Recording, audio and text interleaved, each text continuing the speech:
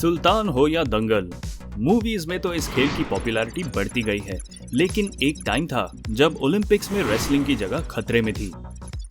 2013 में international Olympic committee ने लो ticket sales, घटती पॉपुलैरिटी और टीवी रेटिंग्स के रीजंस बताकर रेसलिंग को ओलंपिक्स से बाहर करने का निर्णय लिया था। लेकिन फिर रेसलिंग के इंटरनेशनल बॉडी ने खुद को ओवरहॉल किया, इलेक्टिंग अ न्यू प्रेसिडेंट, और आईओसी को कन्विंस किया कि the sport from ancient Olympic times belongs in the list of 25 Olympic sports. वैसे तो रेसलिंग 708 बीसी के ओलंपिक गेम्स में भी शामिल था, लेकिन एडी की बात करें तो 1896 से with the exception of 1900 wrestling Olympics का अमूल्य भाग रहा है। ग्रेको रोमन स्टाइल से शुरुआत हुई और 1904 से फ्री स्टाइल रेसलिंग को भी रेगुलर स्पॉट दिया गया एट द ओलंपिक्स। रेसलिंग का ऑब्जेक्टिव तो काफी सिंपल है, अपने ओपोनेंट को मैट पर गिराकर पिन करो या टाइम खत्म होने तक सबसे ज्यादा पॉइंट्स इकट्ठा करो। लेकिन जब खिलाड़ी पहाड़ जितना मजबूत होते हैं तो ऑब्जेक्टिव पूरा करने के लिए स्टैमिना, ताकत और सबसे ज्यादा टेक्निक की जरूरत होती है। Points can be collected by executing legal holds, locks, throws और other takedowns। एक मूव से 5 मैक्सिमम पॉइंट्स कलेक्ट किए जा सकते हैं depending on the difficulty of the move। A match goes on for 2 halves of 3 minutes with a break of 30 seconds।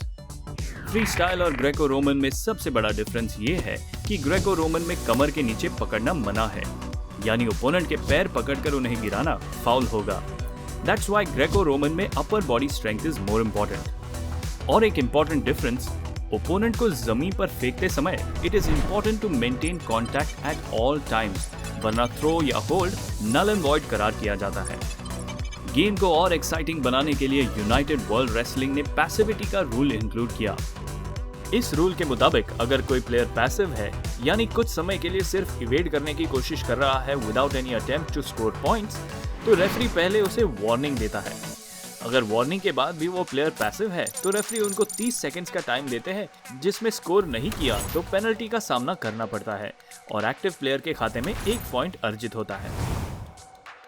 Beijing 2008 में पहली बार रेपेशाज का रूल भी लाया गया था। इस रूल में कोई भी खिलाड़ी अपने शुरुआत से सेमीफाइनल तक के सफर में अगर हार जाता है तो उन्हें ब्रॉन्ज मेडल के लिए लड़ने का मौका मिलता है, प्रोवाइडेड उनको जिस खिलाड़ी ने हराया हो वे फाइनल तक पहुंचे तो। इंडिया के 5 में से 3 मेडल का थोड़ा बहुत श्रेय इस रूल को भी जाता है। ओलंपिक रेसलिंग इतिहास में सोवियत यूनियन काफी डोमिनेंट रहा है in terms of gold medals won, लेकिन फ्री स्टाइल में यूनाइटेड स्टेट्स उनसे आगे निकल गए हैं और अब Japan is also catching up, specially in the women's division.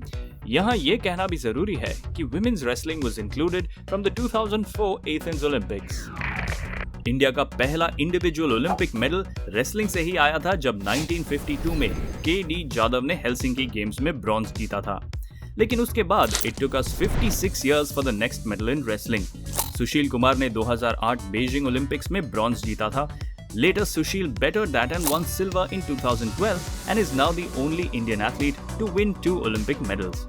Yogeshwar Dutt also bagged bronze in London and later by winning bronze at Rio 2016, Sakshi Malik became the first Indian to win a medal in women's wrestling. India के लिए Olympics में wrestling का account भले ही महाराष्ट्र ने खोला हो, पर पिछले काफी सालों से कुश्ती का हब बना हुआ है हरियाणा। इस बार भी इंडिया 8 रेसलर्स भेजेंगे to the Tokyo Olympics, all from Haryana, and will be competing in the free style event. Bajrang Punia ने 2018 एशियन गेम्स और कॉमनवेल्थ गेम्स में गोल्ड जीता था और रवि कुमार दहिया ने 2020 एंड 2021 के एशियन चैंपियनशिप्स में गोल्ड पाया था। रेसलिंग में फोगाट फैमिली को कौन नहीं जानता, और गीता और बबीता के कजिन विनेश फोगाट इंडिया को रिप्रेजेंट करेंगे इन वुमेन्स फ्री स्टाइल। वे 2018 के एशियन गेम्स और कॉमनवेल्थ गेम्स में गोल्ड मेडल विनर रहे हैं। इंडियन कंटिंजेंट में पोटेंशियल जरूर है और शायद टोक्यो 2020 ओलंपिक्स के बाद एक और मूवी स्क्रिप्ट तैयार हो जाए गोल्ड मेडल विनर्स के लाइफ पर। Here's wishing the entire team the best of luck.